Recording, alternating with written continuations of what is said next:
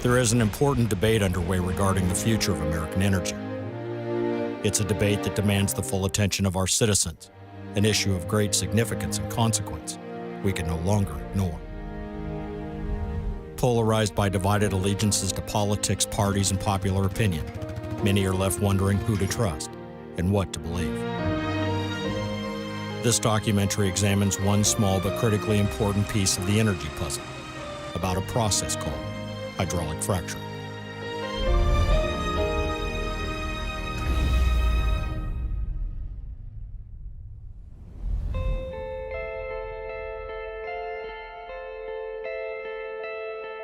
God gave us all these resources on this earth, whether it's minerals or plants and animals, for us to use.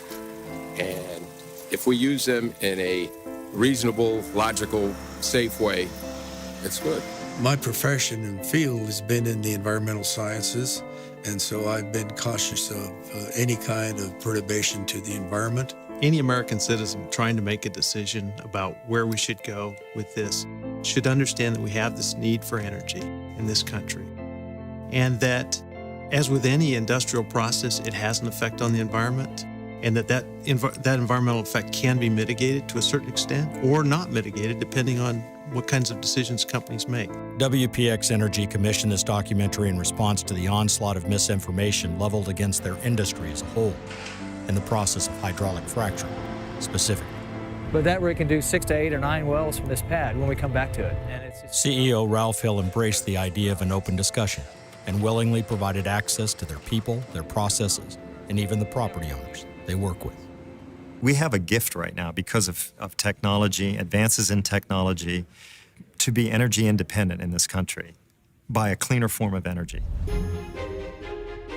The world runs on energy, and there is not a single aspect of our lives that is not impacted by it. What powers our factories, exploration, travel, and commute depends on it. Every advancement made in the way we connect, collaborate, and cure disease requires it. We have an entire nation that is completely dependent upon it. Almost every single thing we use, from clothing to computers, contact lenses to CDs, is made from it. There is almost nothing that is not touched by our dependence upon oil and gas. But drunk on the abundant blessings we glean from it, have we ever stopped to consider what would happen if these things we take for granted all slowly started to disappear?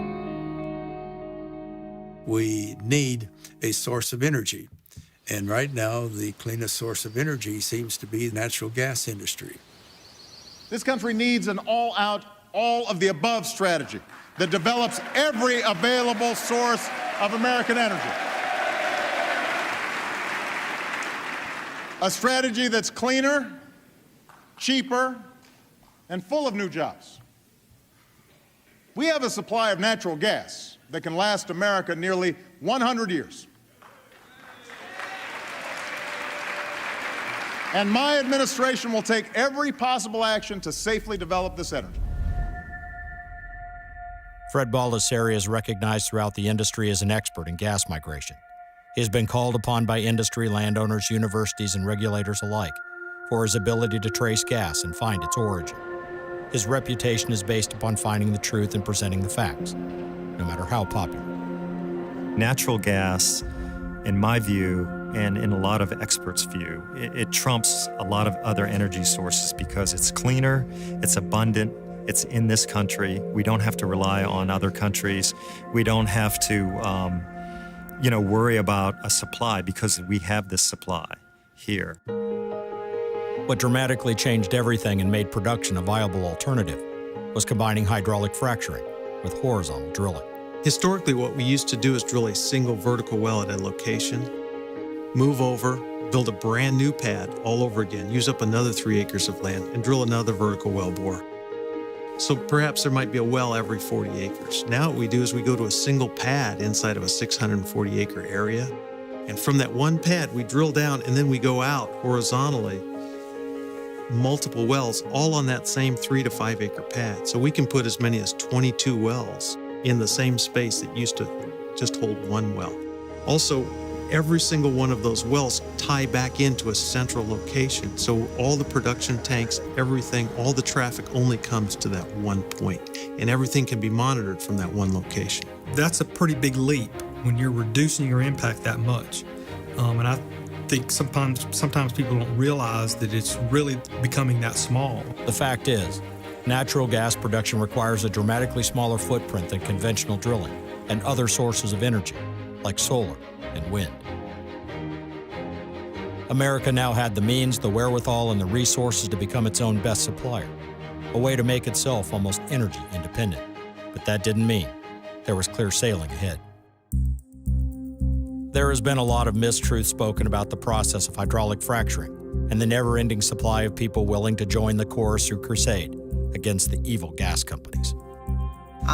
People do not have correct information, and everywhere from the media, just correct information. The headlines and the sound bites really detract from that experience, and folks don't have an opportunity to really understand fully.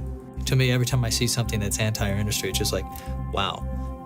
Typically that person used something that's powered by energy every single moment of their life.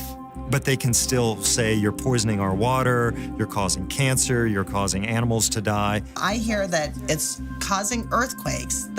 All of that is silliness. They don't have the facts of what's happening when a fracking job is going on. They don't always understand that their home is heated with gas and that's what we're actually doing. They perceive us as a gas station. You're the one who's making our gas prices so high. It's what you guys are doing. They're not really understanding that it's not that aspect of what we do in the community.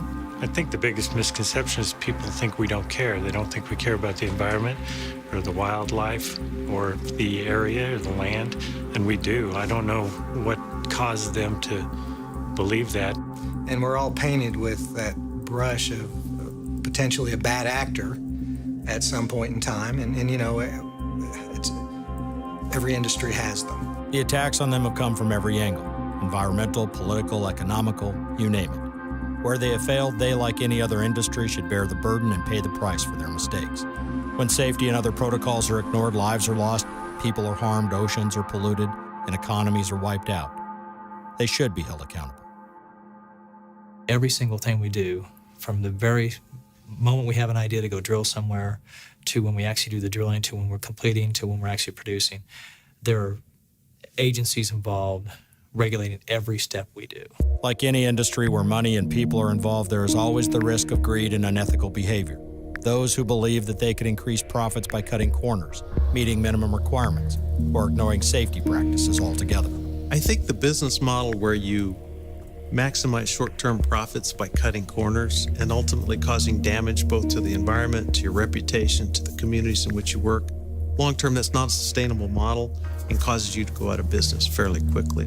But when you have one operator that does create a problem like that, the public automatically assumes everybody operates that way. And that's not true at all. But there is nothing responsible, ethical, or intellectually honest about indicting an entire industry for the errors of a few.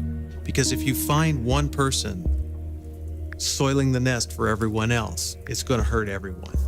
And so we report any violations we see, either of our own or of any other operator, to the regulatory people as quickly as possible, so those things can get cleaned up quickly. But those represent a very small percentage of the industry, and nobody works harder to expose them than the industry itself. Profitability, sustained viability, and economic growth are only possible by minimizing errors and maintaining the relationships they have with the communities they work in. I think everybody tries to do it right, and the few that don't, they'll be fined, they'll be put out of business, things will happen to them. The oil and gas industry is a fairly small group of operators who not only watch out over their own operations, but also self-police each other. And we also police ourselves very, very carefully. We cannot afford the kind of expensive slip-ups that have occurred in the past, frankly. Communities and residents are all impacted by the development of these sites, by road construction, water use, truck traffic, and other factors. A single site reduces all these impacts on an area where populations live.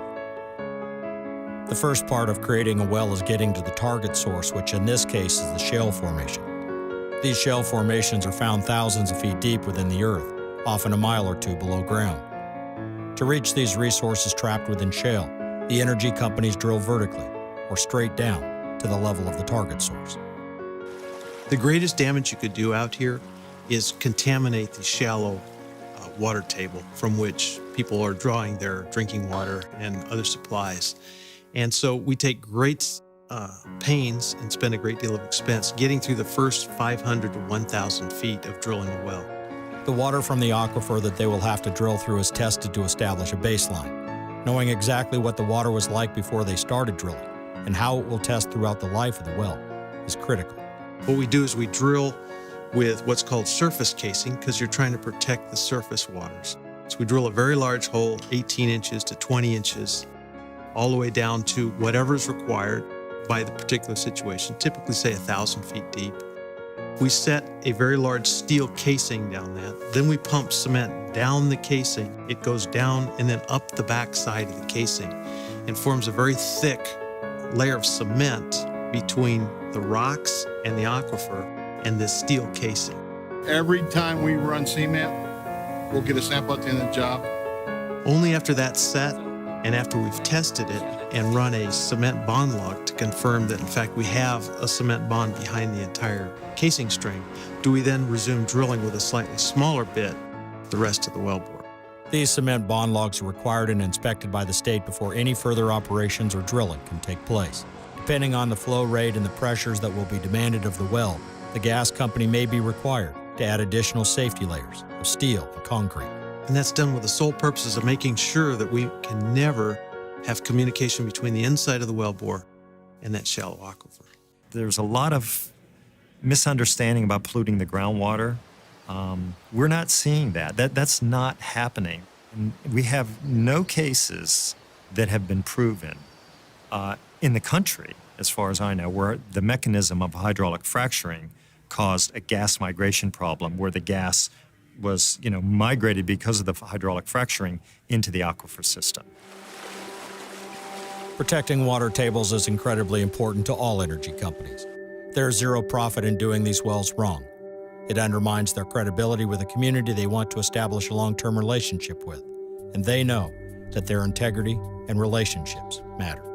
And we've had situations where a homeowner will see a rig nearby, complain that they have a problem with their water well, take a sample, it reveals methane in it, and they said, well, we didn't have it here until we saw that rig move in. People will see a guy lighting his drinking faucet in a video or some guy holding up a jar of dirty water, claiming that some energy company has ruined their lives, and people feel bad for them. Then we go to see and investigate where the rig is, and we find out they haven't drilled 10 inches into the ground. There's no drilling. The energy company had nothing to do with the fact that he could light his water on fire, or the fact that the guy had dirty or contaminated water.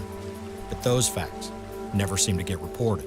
And all the hyperbole in the media and the misinformation out there and, some of the stuff that gets put out there is just creating more of this controversy, and it's almost like scare tactics. However, this aspect of natural gas operations and hydraulic fracturing get more attention and misguided attacks on it than almost any other. Have there been problems with well integrity and with gas migration? Absolutely. There have been. And they're generally fixed right away, and they're generally short-term. But there have been a lot of problems that are naturally occurring, too, that are getting, the industry is getting tagged with that natural condition being their responsibility, and it's simply not the case. There are a number of areas in the country where organic methane is very close to the surface. It is naturally occurring and has been there or migrating there since the beginning of time.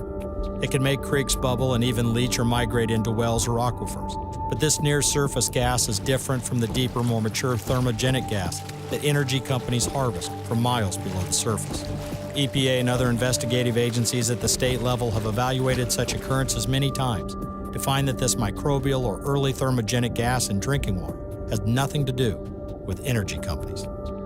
The fractures created in these wells are very small and miles below the Earth's surface.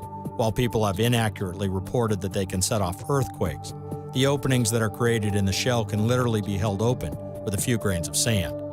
This sand is sent down the well and frac fluid. We pump the sand in, and we hope to get 2 or 3 grains across, such that when it closes, it holds it open about 3/100ths of an inch to maybe 6/100ths of an inch. That's all we need. You don't need a very big crack. Because it's so tall and it's so long, you get a lot of gas flowing down that crack. And we create lots of them, thousands of them. It's all about surface area in our business. You have to have as much of that super highway going into the formation as possible. You try to break the rock up into smaller pieces as you possibly can within the formation.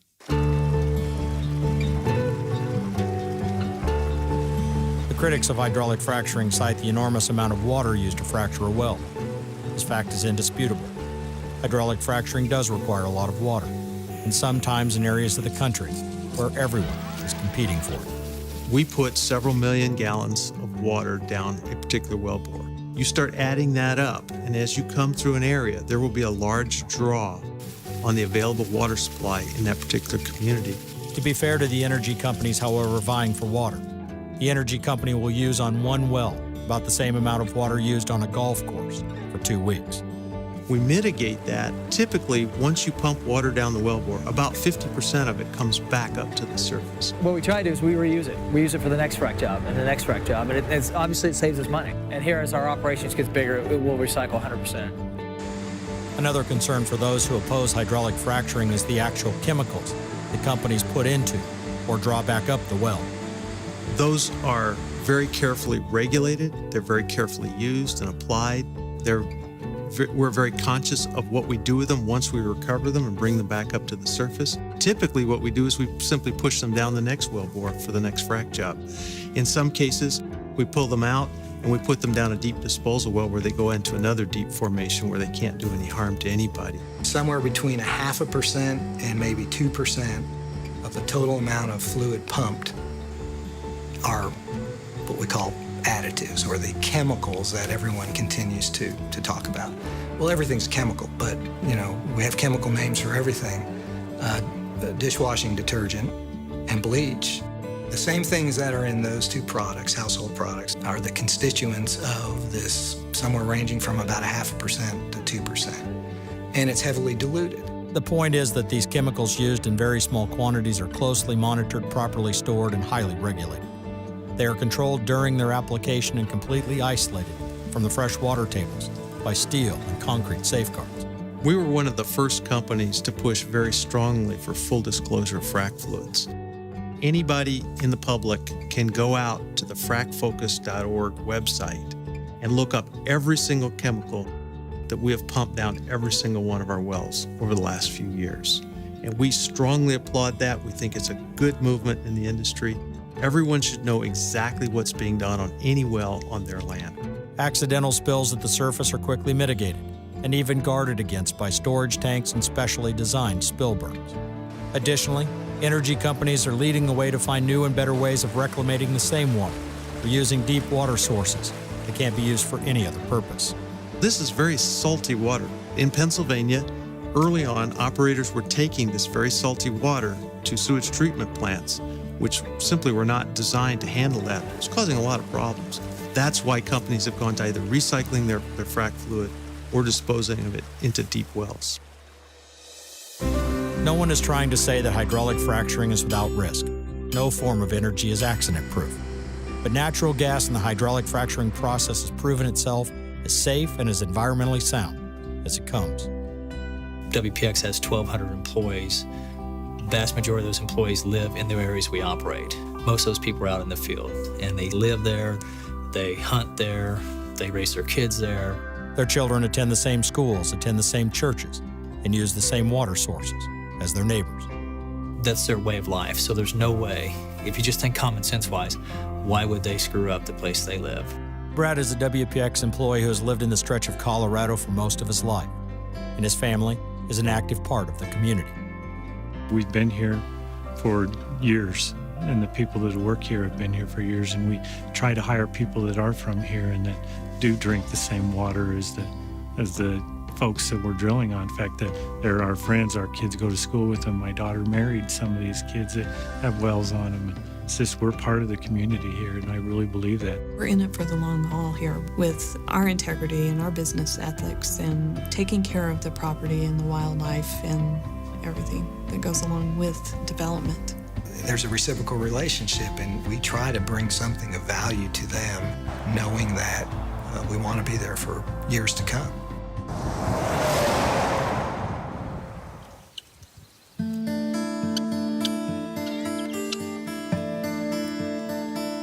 I've been here for like 7 years and from the Bronx, and it's a big change. Linda Avilio lives in rural Pennsylvania on a farm she bought to raise her animals. She left New York to purchase a little piece of land she could call her own, find peace, and enjoy life. I love it. This is where I'm gonna die. I'm not leaving it. It's beautiful.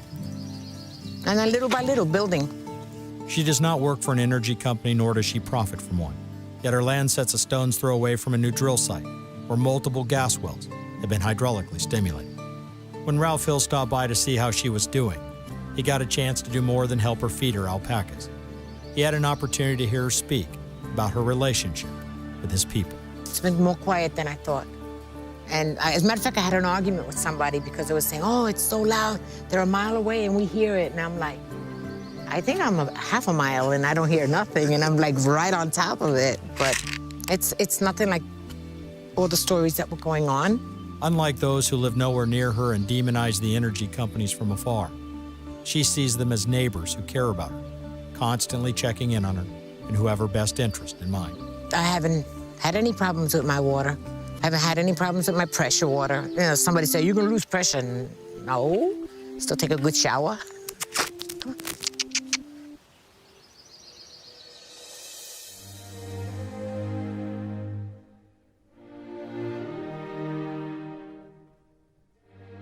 I haven't found a place that I would rather live than right here, because it's got everything that I enjoy. It's got clean air, and it's got fresh water, and good scenery.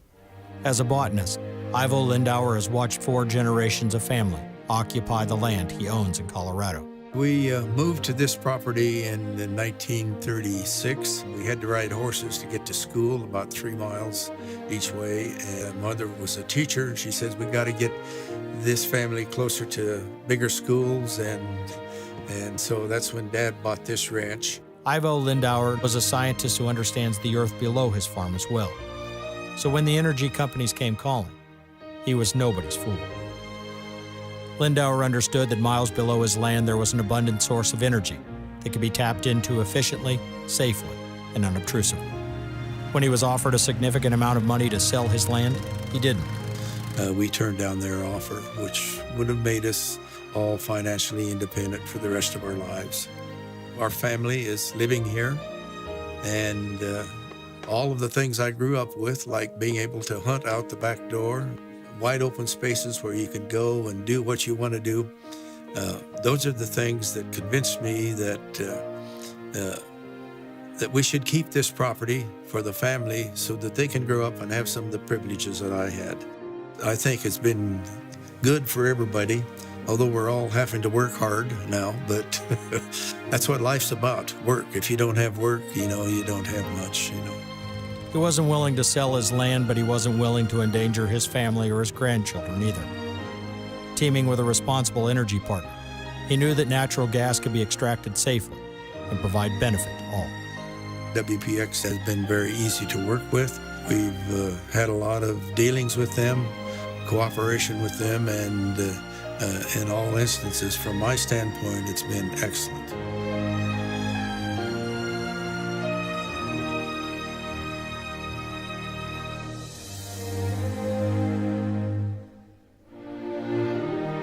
It is estimated that 2.8 million jobs have been created directly or indirectly by the gas industry in the last 10 years. Like others in controversial industries, bad news and bad press travels around the world in lightning speed, but the truth that follows tends to take forever. We are a nation of people never complacent with sitting on yesterday's successes, who lead the world in technological discovery. Unharnessing the chains that prevent us from unlocking the vast resources below us is essential to that end. It must come with open and honest discourse. It must come with safety and environmental impact in mind. But it must come. The viability of our economy, jobs, and national security ultimately depend on our ability to become self-sufficient. We must end division, encourage innovation, and inspire generations to come. Energy independence could not hold bigger stakes for our economy, our security, and our future.